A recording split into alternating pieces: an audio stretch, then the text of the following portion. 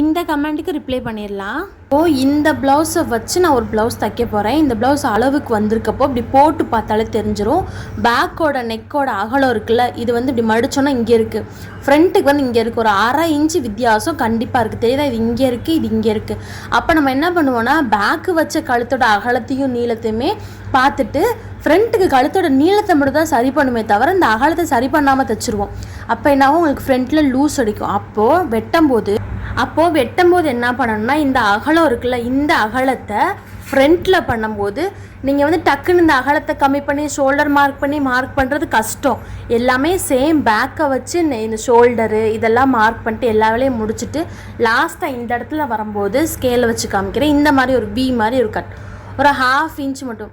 நான் ஸ்கேலை நேராக வச்சு கட் கொடுக்க சொல்லலை, தெரியுதா? இப்படி வச்சு கட் கொடுக்க சொல்லலை. இந்த லைனிங்கில் இந்த மூளையை மட்டும் இப்படி கட் பண்ணி விட்டுட்டிங்கன்னா என்ன ஆகுனா, இந்த ஆர்ம் ஹோல் டு இங்கே வர அந்த ஹைட் இந்த அளவுமே கம்மியாயிரும்.